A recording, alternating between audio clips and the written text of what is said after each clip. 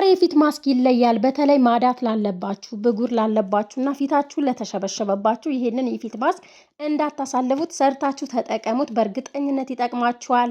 ሰላም የቻናሌ ቤተሰቦች እንዴት ናችሁ? ሰላም ናችሁ? እኔ በጣም ደህና ነኝ፣ እግዚአብሔር ይመስገን። እናንተም በያላችሁበት ሰላማችሁ ይብዛ። ዛሬ በተለይ ለማዳት የሚሆን በጥያቄያችሁ መሰረት ብዙ ልጆች ጠይቃችሁኛል፣ በተለይ በቲክቶክ እና ማዳት አበላሸው ፊቴ ብላችኋልና ስለዚህ ለማዳት የሚሆን ምርጥ የፊት ማስክ ሰርቻለሁ። በመጀመሪያ እዚህ ጋር አንድ ድንች እንጠቀማለን። መካከለኛ ድንች ብትጠቀሙ በቂያችሁ ነው።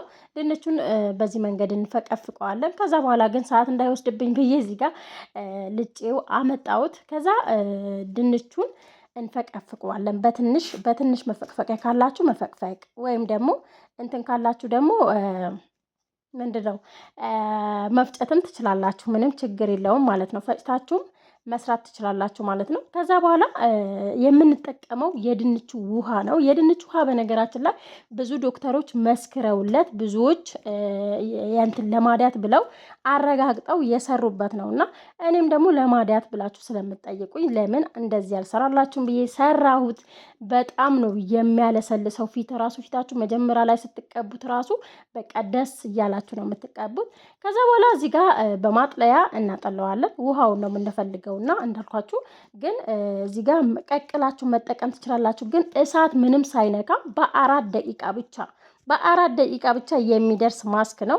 4 ደቂቃ ራሱ አይፈጅባችሁም እውነት ለመናገር። ከዛ በኋላ እንደዚህ ውሃውን እናወጣለን።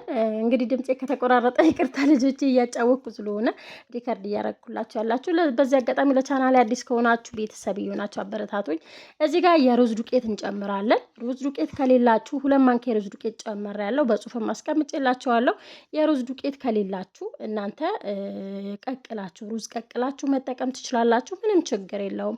እንዲሁም ደግሞ ከዚህ በፊት ደግሞ መፍትሄ ነግሬያችኋለሁ። ሩዝ በዛ አርጋችሁ አንድ ብርጭቆ ሩዝ አጥባችሁ ፍጭት አርጋችሁ ማስቀመጥ ትችላላችሁ። ለሁል ጊዜ ትጠቀሙበታላችሁ ማለት ነው። ስለዚህ እንደዛ መጠቀም ትችላላችሁ። ብዙዎቻችሁ ከየት እናመጣለን የሩዝ ዱቄት ብላችሁ ስለምትጠይቁኝ ነው።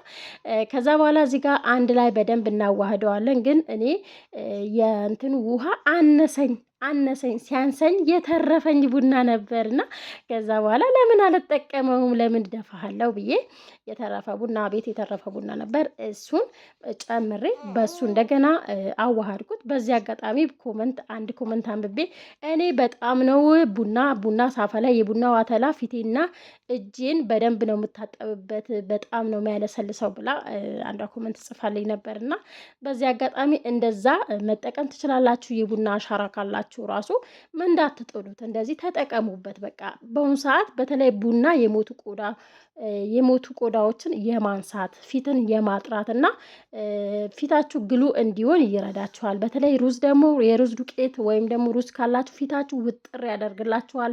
ተጠቀሙት ሁልጊዜ። እኔ የሁልጊዜም ግብአቴ እሱ ነው። ሌላኛው ደግሞ ማር ካላችሁ ማር ካላችሁ 1 ማንኪያ ማር መጨመር ትችላላችሁ። 1 ማንኪያ ማር ጨምሬያለሁ። ማር በነገራችን ላይ ፊታችሁ እንደ ግሉ ነው የሚያደርግላችሁና እንደ ብርጭቆ እንዲያበራ ነው የሚረዳችሁ እና ቢያንስ ማስክ ራሱ መስራት ባትችሉ ጠዋት ተነስታችሁ ማር ካላችሁ ቅብት ብላችሁ ስራ እስከምትሰሩ ድረስ ፊታችሁ ላይ ትታችሁት ከዛ መታጠብ ትችላላችሁ። ፊታችሁ እንዴት ግሉ ሆኖ እንደሚያበራ እንደ ብርጭቆ ነው ፊታችሁ የሚያበራላችሁ እና ከዛ በኋላ እንደዚህ ካዋሃድን በኋላ በዚህ አጋጣሚ 3 ደቂቃ ራሱ አልፈጀብኝም እና አንዳንዴ ያው እኛ አለ አይደለም ምንድነው ወደ ኋላ ማለት ነገር። ለማንኛውም ፊቴን እቀባለሁ። እዚህ ጋር ማታ ነበር እርግጥ ቪዲዮ ምንም ባይልም ጥራት አለው፣ ግን ያን ያክል እንትን አይልም። እዚህ ጋር ናቴ ባጨረኝም ማለት ነው።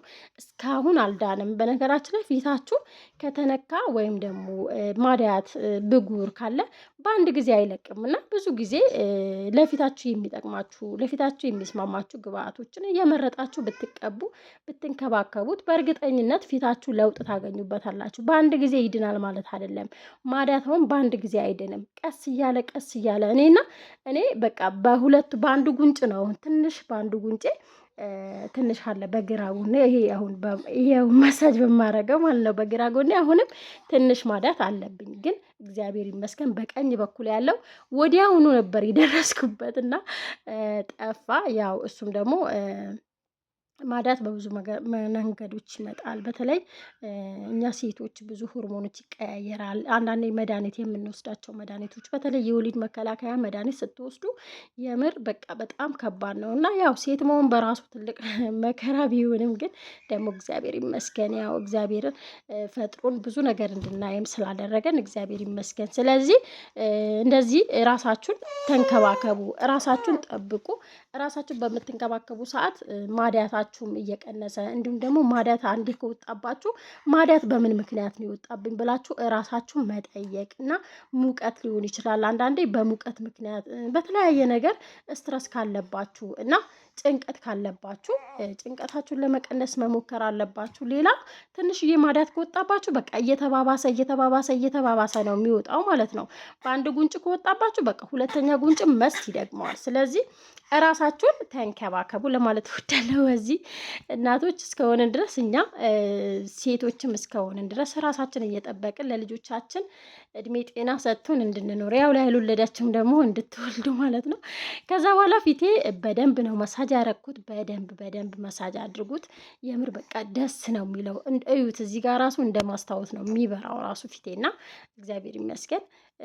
ግን በነገራችን ላይ አንድ ሳምንት ካልተጠቀምኩ ማለት ነው በቃ ድብር ነው የሚለኝ። ስለዚህ እንደዚህ የተለያዩ ማስኮች ስጠቀም የተለያዩ ማስክ ብጠቀም በዚህ አጋጣሚ ለፊቴ የሚስማማኝን ነው የምጠቀመው እና እኔ የማይስማማኝ ኦሊቬራ ብቻ ነው። ኦሊቬራ ተጠቀምኩ ማለት የኔ ፊት ተቃጠለ ማለት ነው በቃ። ስለዚህ እናንተም ደግሞ በዚህ አጋጣሚ ለፊታችሁ የምትጠቀሙት ነገር በእጃችሁ አይታችሁ ማያቃጥላችሁ ከሆነ አላርጂ ከሌለባችሁ ቼክ አድርጋችሁ አረጋግጣችሁ ነው መጠቀም ያለባችሁ። ፊታችን ያው ሁልጊዜ የምላለው ሴንሲቲቭ ነው። ለእኔ የሆነኝን ለእናንተ ላይ ሆናችሁ ይችላል። ግን ደግሞ ለየብቻ ሞክሩት። ግብአቶቹ ከማዋሃዳችሁ በፊት ለየብቻ ሞክራችሁ ከዛ በኋላ በደንብ ፊታችሁን ጠብቁ።